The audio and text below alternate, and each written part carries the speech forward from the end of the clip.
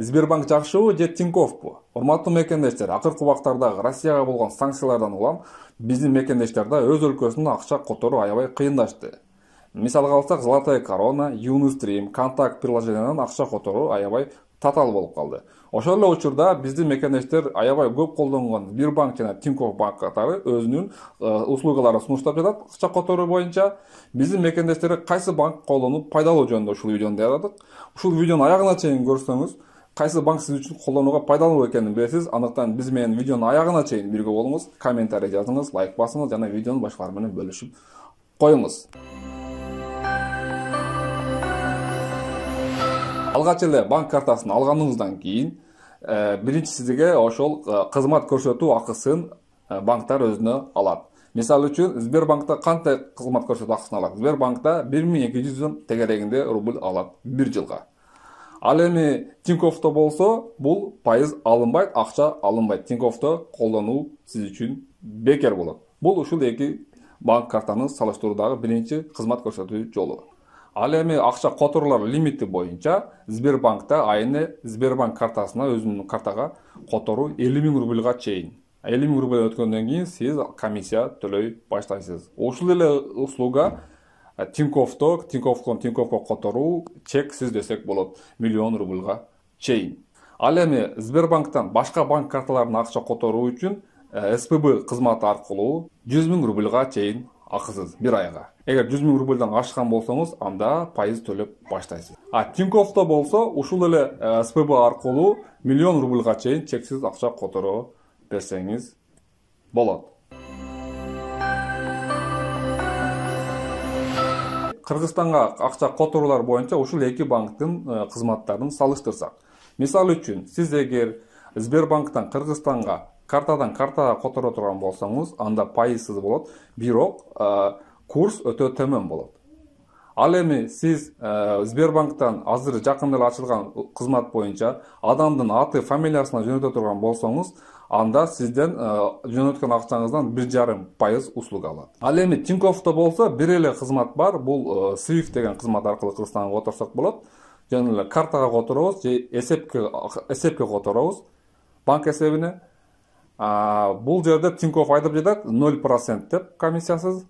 Бирок ал жакка баргандан кийин сиз рубль менен ала албайсыз, сөзсүз түрдө сом менен аласыз. Демек, бул конвертация болот курс, кайсы курста конвертация болуусу азыр белгисиз. Демек, бул ыкманы сиз өзүңүз которуп көрүшүңүз керек. Чынында акча ал жакка барат, алгандан кийин анан кийин сиз өзүңүз билесиз канча курстан болгонун.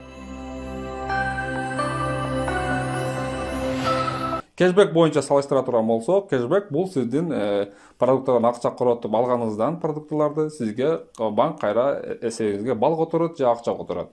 Бул багытта Сбербанкта сиз үчүн акча которбойт, жөн эле бал которуп коет. Жана сиз Сбербанкта чектелүү гана магазиндердин арасында сиз ошол балдарды, спасибо балдарын корото аласыз. Ал эми Тинькоффто болсо, бул ыкма акча менен которулат. Сизге каалашыңызча акчаны иштете берсеңиз болот. Мисалы үчүн 30% кэшбэк келе турган болсо, 1000 сомдон 300 сом сизге кайра кайтышы мүмкүн. Мына ушундай жолдору бар. Бул жаатында албетте Тинькофф сиз үчүн аябай ыңгайлуу жана пайдалуу. Банкоматтардан акча снимать этүү боюнча Сбербанкта сиз бир гана Сбербанктын өзүнүн банкоматтарынан гана комиссиясыз акчаны снимать эте аласыз.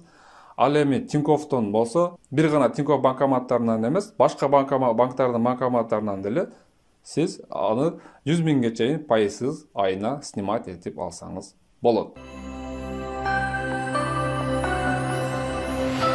Биз сиздерге ушул эки банктын кыскача функциялары боюнча гана, бизге керектүү болгон функциялар боюнча гана салыштырып сиздерге көрсөтүп бердик. Менин жеке пикирим боюнча, азыркы убакта Москвада колдонуу үчүн албетте Тинькофф ыңгайлуу. Себеби Тинькоффтон лимит жок бири-бирибизге акча которууга. Бизде дайым алды берди кыргыздарда болуп турат. Акча которуу үчүн албетте Тинькофф ыңгайлуу. Жана кэшбэк боюнча дагы акча боюнча кайтат, ал жагы да ыңгайлуу. Кыргызстанга акча которуу боюнча да бул жерде без комиссия деп атат, бир эле функция берип атат. Белки Сбербанкта болсо фамилия атка жөнөтөбүз, бирок ал жакта комиссия алып жатат. Мына ушундай экөөнү салыштыруулардан кийин мен жеке пикирим боюнча мен силерге кеңеш берем, Тиньковту дагы өзүңүздөргө кандай оформить этип колдонсоңуздар болот. Бирок биздин мекендештер көп жылдан бери Сбербанк колдонушу, Сбербанкка ишенич аябай чоң болгондуктан мен айтам, ушул эки банк картаңыздан колдоно бериңиздер.